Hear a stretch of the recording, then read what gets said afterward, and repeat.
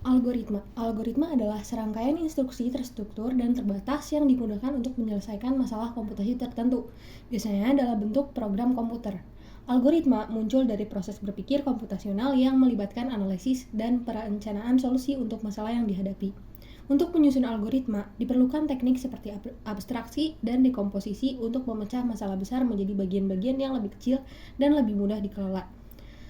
Algoritma yang dihasilkan harus memiliki langkah-langkah yang jelas dan terdefinisi dengan baik, karena nantinya akan diubah menjadi kode program.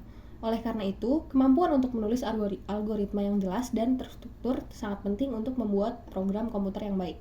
Ada dua cara utama untuk merepresentasikan algoritma, melalui diagram alir dan pseudokode. Untuk menguasai teknik-teknik ini, seseorang perlu memahami cara menelusuri algoritma atau tracing dan menuliskannya dengan cara yang mudah dipahami orang lain. Perlu diingat bahwa menulis algoritma berbeda dari menulis program. Algoritma ditujukan untuk dipahami oleh manusia, sementara program ditulis untuk dijalankan oleh komputer. Dalam program sederhana, algoritma dan program bisa sangat mirip, tetapi pada masalah yang lebih kompleks, algoritma hanya memberikan gambaran umum atau abstraksi untuk mempermudah implementasi menjadi program yang lebih rinci. Diagram alir. Diagram alir dibuat dalam bentuk aliran simbol yang dapat ditelusuri dari suatu titik permulaan hingga titik akhir dari program. Diagram alir dibuat menggunakan simbol standar ANSI atau ISO yang beberapa simbol dasarnya diberikan pada tabel 7.1. Dilihat pada halaman 138 pada tabel 7.1, terdapat simbol yang dinamakan garis alir atau flow line, yang deskripsinya arah yang menunjukkan aliran program dari awal hingga akhir. Yang kedua ada terminator, yaitu titik awal atau titik akhir suatu program. Itu ada proses, suatu kegiatan komputasi yang dilakukan oleh program, misalnya operasi aritmatika. Lalu ada keputusan, yang merupakan titik percabangan yang salah satu cabangnya dapat dilalui oleh program berdasarkan suatu kondisi. Lalu yang kelima ada masukan atau input atau keluaran atau output, yaitu melambangkan titik saat program akan menerima suatu data atau menghasilkan suatu informasi. Lalu ada subprogram yang dimana melambangkan suatu kegiatan atau proses lain yang telah didefinisikan sebelumnya. Lalu ada penghubung dalam halaman. Digunakan untuk menghubungkan suatu titik pada diagram alir ke titik lain pada halaman yang sama. Lalu ada penghubung antar halaman. Digunakan untuk menghubungkan suatu titik pada diagram alir ke titik lain pada halaman yang berbeda. Digunakan apabila diagram lain cukup kompleks sehingga tidak dapat digambar dalam suatu halaman. Pseudocode adalah sebuah cara untuk menggambarkan algoritma dengan bahasa yang lebih mirip dengan bahasa pemrograman, namun tetap cukup sederhana dan informal. Pseudocode dirancang untuk mengatasi keterbatasan diagram alir dalam menggambarkan konsep pemrograman yang terstruktur. Dengan pseudocode, kita bisa lebih detail dalam menggambarkan langkah-langkah algoritma dan menggunakan bahasa yang mirip dengan bahasa pemrograman. Karena pseudocode bersifat informal, tidak ada aturan baku untuk notasi yang digunakan. Namun, ada beberapa prinsip dasar yang biasanya diterapkan. Prinsip-prinsip tersebut termasuk satu baris untuk satu pernyataan atau statement, dan penggunaan identasi untuk menunjukkan hierarki atau struktur dalam algoritma. Identasi berguna untuk menunjukkan hubungan antara pernyataan dan struktur kontrol, seperti perulangan dan keputusan. Prinsip ini serupa dengan konsep blok dalam pemrograman visual yang mungkin sudah dipelajari sebelumnya. Pemrograman prosedural adalah sebuah paradigma pemrograman yang penamaannya diambil dari pemrograman imperatif berdasarkan konsep pemrograman prosedur. Prosedur sejenis rutin atau subrutin hanya berisi serangkaian langkah komputasi yang akan dilakukan. Setiap prosedur yang akan diberikan dapat dipanggil kapan saja setiap eksekusi pemrograman, termasuk oleh prosedur lain dan prosedur itu sendiri. A. Struktur kontrol perulangan for. Pernyataan ini umumnya digunakan untuk memproses pernyataan secara berulang-ulang dengan jumlah perulangan yang dilakukan telah diketahui sebelumnya. Struktur perulangan for ada pada gambar di halaman 178. Struktur di atas akan dijalankan melalui 3 proses. Yang pertama ada ekspresi expr 1. Akan dieksekusi ketika program menjalankan struktur for tersebut. Expr B merupakan suatu ekspresi bernilai benar atau salah yang akan dicek sebelum pernyataan di dalam blok struktur dieksekusi. Dan yang ketiga ada ekspresi expr 3 merupakan sebuah pernyataan yang dijalankan setelah semua pernyataan di dalam proses for dieksekusi. Pada contoh tersebut, program akan penulis bilangan bulat dari 0 hingga kurang dari n. Telusurilah kode program tersebut dengan teknik penelusuran yang telah kalian pelajari pada saat menelusuri suatu diagram alir, seperti pada gambar di halaman 179. Keluaran program tersebut saat diberi masukan 5 adalah seperti pada gambar di halaman 179. Pada contoh tersebut, variabel counter yang digunakan ialah yang nilainya diinisialisasikan atau diberi nilai awal dengan nilai 0. Pada bahasa C, lazimnya counter dimulai dari nilai 0, berbeda dengan proses pencacahan yang biasa kalian lakukan dari 1 di dunia nyata. Hal ini terkait dengan beberapa aspek teknis di bahasa C yang dimulai dari 0. Kalian dapat mencoba mengubah kode program di atas sehingga counter berjalan di 1. Selain counter yang berjalan menaik ascending, kalian juga dapat membuat suatu counter yang berjalan turun. Contoh ini disajikan misalnya pada diagram alir 4 dan 5 pada bagian algoritma. Praktik baik pemrograman. Pada saat merancang sebuah struktur perulangan for, kalian perlu memastikan agar kondisi berhenti pasti akan tercapai. Apabila kondisi berhenti tidak pernah tercapai, akibatnya struktur ini akan berjalan terus-menerus dan menyebabkan terjadinya suatu perulangan yang tidak terbatas. Bila hal ini terjadi, maka program akan dibekukan oleh sistem operasi, bahkan akan dihentikan. B. Struktur kontrol perulangan while. Saat merancang perulangan, kalian bisa jadi tidak dapat menentukan berapa kali perulangan akan dilakukan, akan tetapi kalian mengetahui kondisi berhentinya. Misalnya instruksi berikut pada dunia nyata, berjalan luruslah sampai ujung jalan kemudian belok kiri. Instruksi tersebut tidak memberikan gambaran jelas jumlah langkah yang akan kalian lakukan, namun secara naluriah kalian mengetahui kapan kalian harus berhenti berjalan lurus lalu berbelok ke arah kiri. Sebagai contoh, misalnya kalian akan menulis kode program untuk membaca dan menuliskan kembali bilangan bulat positif. Hal ini terus dilakukan hingga program membaca nilai -1, seperti pada gambar di halaman 181. C. Struktur perulangan kontrol the while. Struktur the while memiliki perilaku yang mirip dengan while, yaitu kalian hanya mengetahui kondisi berhenti dari perulangan tersebut. Perbedaannya ialah struktur the while dipastikan akan dikerjakan setidaknya 1 kali. Salah satu contoh penggunaan the while ialah ketika kalian menulis sebuah program interaktif yang akan meminta pengguna memasukkan kembali suatu nilai hingga nilai tersebut memenuhi suatu syarat. Hal ini akan sering kalian alami ketika kalian diminta untuk mengisi ulang saat menggunakan sebuah program. D. Struktur kontrol perulangan bersarang. Sama seperti struktur kontrol keputusan, kalian dapat meletakkan struktur kontrol perulangan secara bersarang.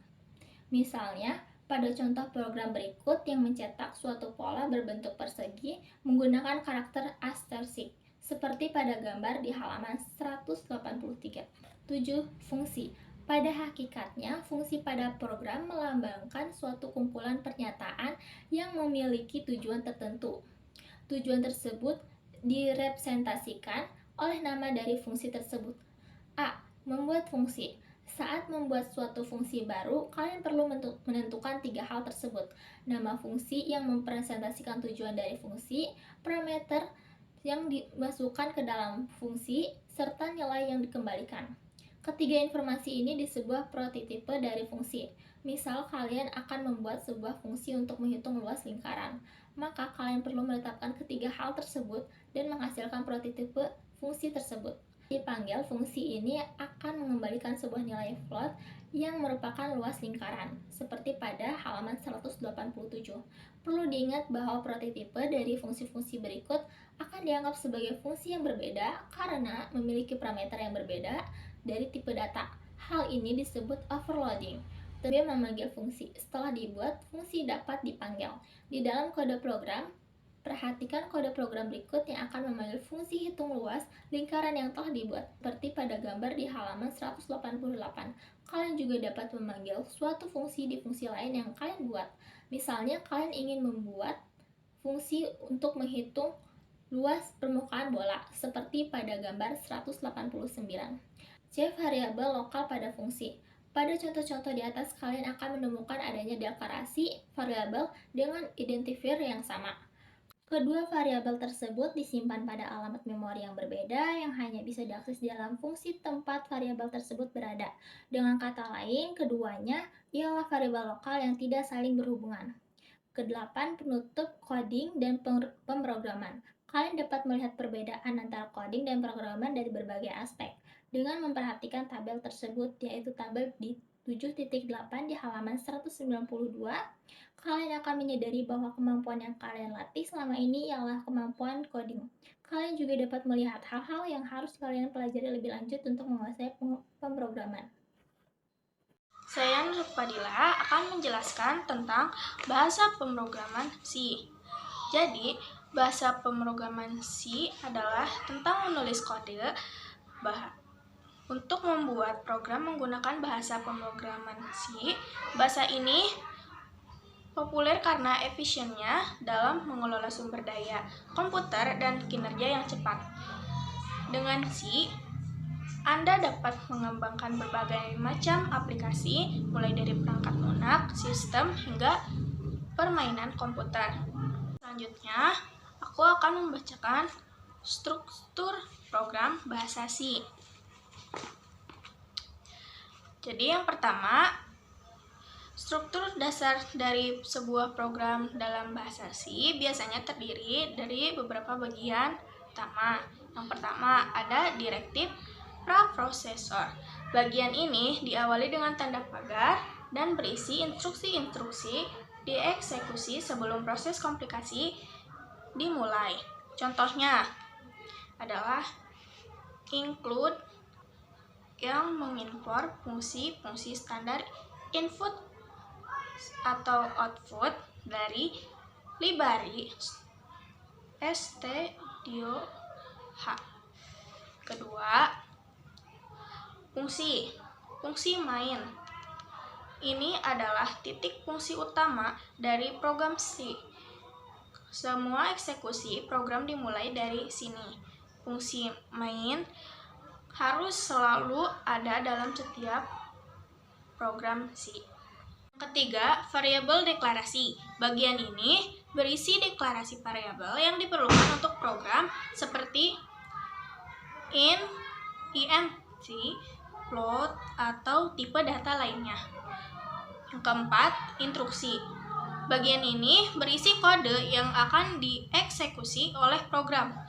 Yang terakhir, instruksi return atau opsional.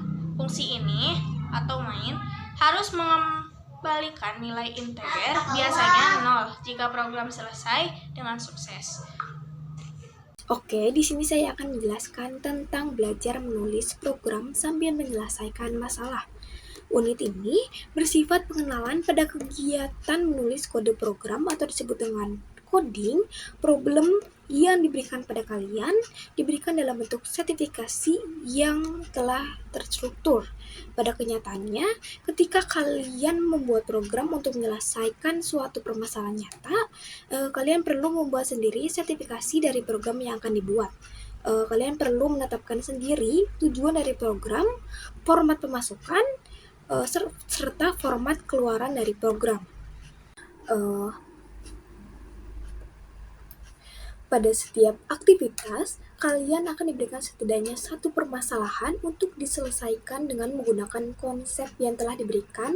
Pada buku bentuk permasalahan tersebut akan diberikan dengan struktur pada tabel 7,6 pada halaman 163. Nah, di situ pada tabel tersebut ada bagian yaitu nomor dan nama problem, yang kedua ada deskripsi soal, yang ketiga ada format masukan, yang keempat ada format keluaran, dan kelima ada contoh masukan, dan juga ada yang terakhir itu adalah contoh keluaran.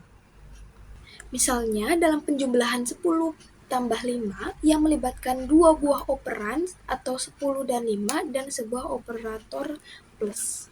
Berdasarkan jumlah operan, suatu ekspresi dapat dibagi menjadi ekspresi 1 unari atau disebut dengan satu operan, misalnya min A untuk mendekati suatu bilangan.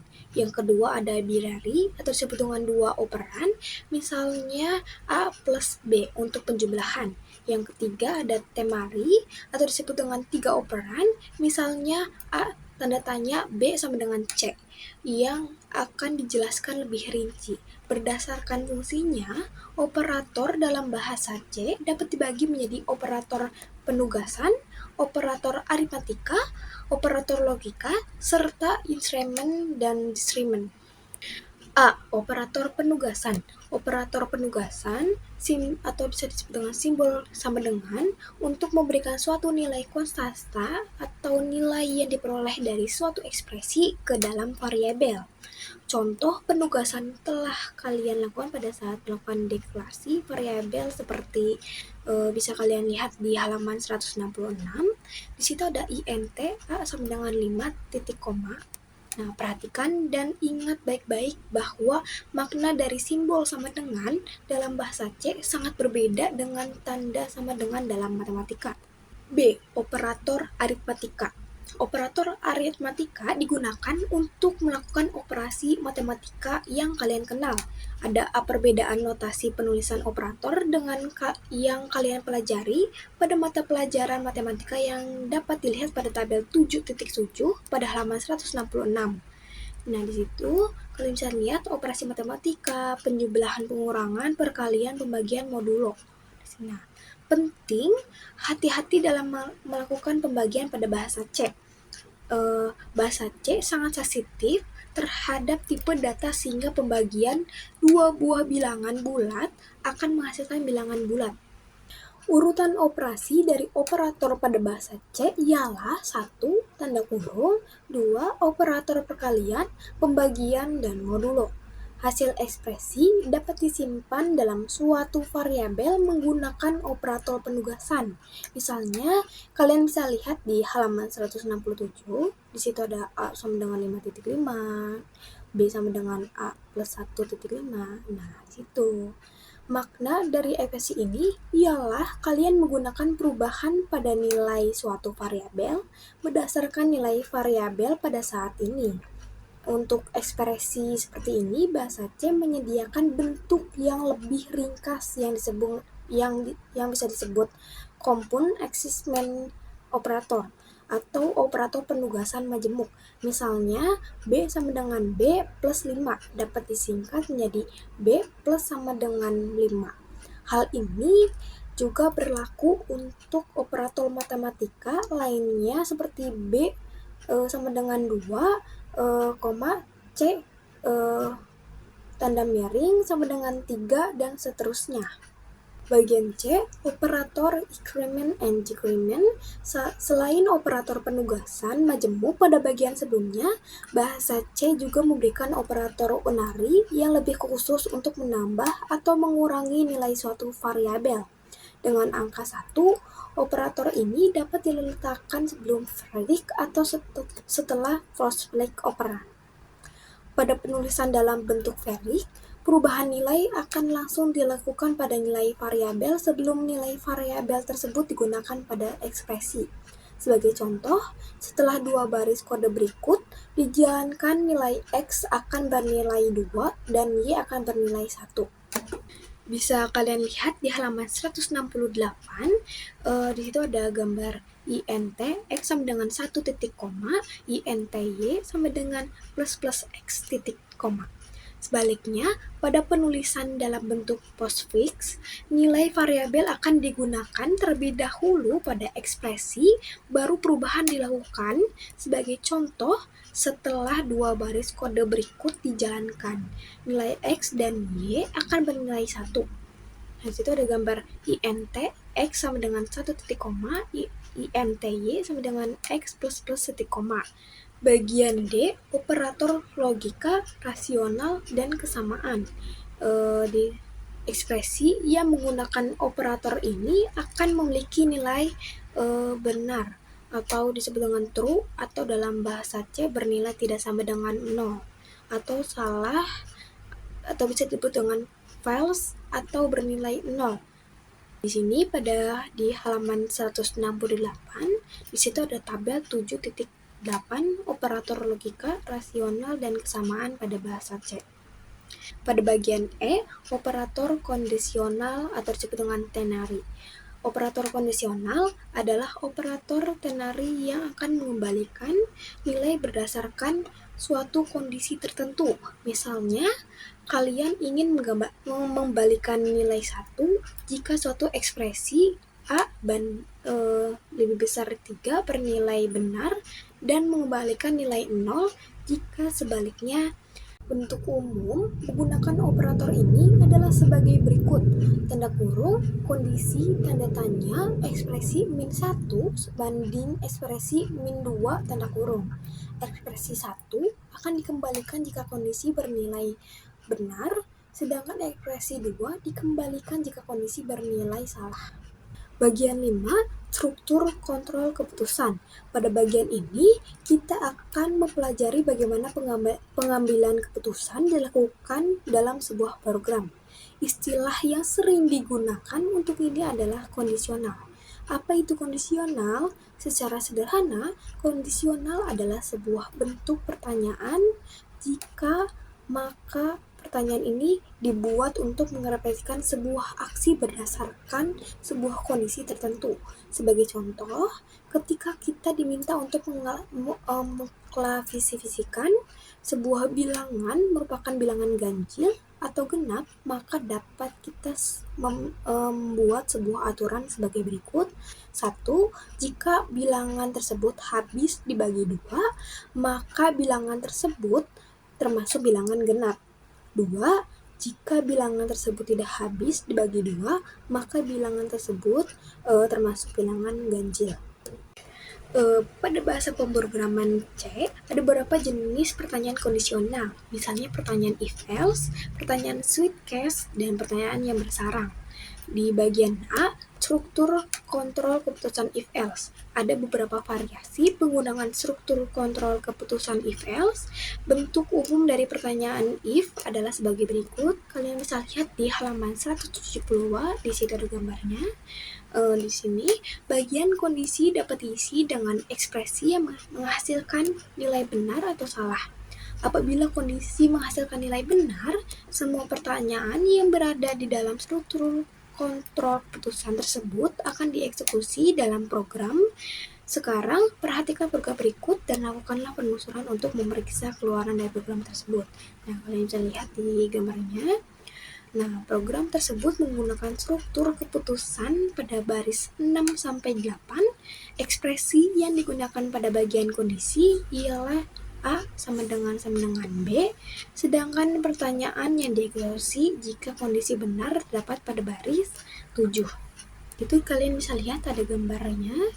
Nah, di struktur kontrol keputusan dapat menambahkan blok else yang akan dieksekusi apabila kondisi bernilai salah. Di situ ada gambar yang kalian bisa lihat. Misalnya, untuk mengecek apakah suatu bilangan merupakan bilangan ganjil atau genap, kalian dapat memanfaatkan struktur if-else sebagai berikut. Nah, kalian bisa lihat di halaman 173, di situ ada program cek ganjil genap.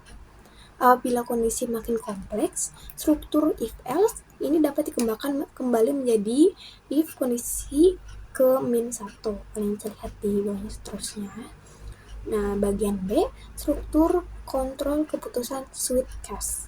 Struktur kontrol keputusan yang memiliki cabang banyak dapat dibuat lebih sederhana menggunakan struktur switch case. Bentuk umum dari struktur ini ialah sebagai berikut.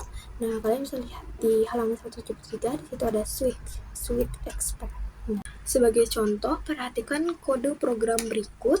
Kalian bisa lihat di halaman 174, itu ada contohnya. Pada program di atas, struktur suitcase memeriksa nilai yang ada pada variabel sisa pembagian. Karena nilai tersebut merupakan sisa pembagian sebuah bilangan dengan 4, hanya ada 4 kemungkinan nilai, yaitu 0 sampai 3. Bagian C, struktur kontrol keputusan bersarang. Sebuah struktur kontrol dapat menjadi bagian dari suatu struktur kontrol lain. Hal ini disebut nested atau tersarang. Pada contoh berikut, diberikan sebuah kode program yang memiliki struktur kontrol keputusan bersarang. Telusurilah program tersebut jika program diberi masukan 1000 dan 10. Nah, kalian bisa lihat di halaman 174, di situ ada program dengan if tersarang. Bagian 6, struktur kontrol perulangan. Salah satu keunggulan program komputer daripada manusia ialah kemampuannya untuk mengolah data yang berukuran besar atau melaksanakan suatu aksi berulang kali dalam periode waktu yang lama tanpa merasa bosan atau lelah. Hal ini dikemungkinkan dengan adanya suatu kontrol perulangan, pernyataan perulangan atau loop merupakan struktur program untuk keperluan iterasi, yaitu memproses satu atau beberapa pertanyaan secara berulang atau disebut dengan looping. Berdasarkan kondisi tertentu, program C menyediakan 3 bentuk pertanyaan loop, yaitu 1. For loop, 2. While loop, 3. Do while loop. Selanjutnya akan dibacakan oleh Aisyah. Assalamualaikum warahmatullahi wabarakatuh. Perkenalkan, nama saya Siti Carisa Launa Anis dari kelompok 2. Di sini saya akan menjelaskan bagian pengayaan menggunakan ide daring. Apa sih menggunakan ide daring itu? Pada aktivitas ini dapat menggunakan kompilator atau compiler untuk membuat program compiler berfungsi untuk membaca dan menerjemahkan. Pada salah satu online, program yang kita tulis dapat dimengerti oleh komputer, bisa digunakan oleh salah satu IDE1 dengan cara mengunjungi situs https://id1.com. Berikut tampilan yang akan kalian lihat skenario. Nah, di sini pada bagian bawah terdapat beberapa menu yang dapat kita gunakan. Ya, salah satunya tombol paling ujung kiri berfungsi untuk memilih bahasa pemrograman yang akan digunakan. Terdapat berbagai macam-macam bahasa pemrograman yang tersedia tetapi digunakan di sini. Salah satunya adalah bahasa C. Jadi pastikan tombol yang paling ujung bertuliskan atau mengetikkan C, kemudian di sebelahnya terdapat tombol Tedin. Tombol ini berfungsi memasuki input yang akan digunakan aktivitas 3. Tombol berwarna hijau itu tombol yang berwarna hijau itu di ujung kanan berfungsi untuk menjalankan atau mengeksekusikan program yang kita buat.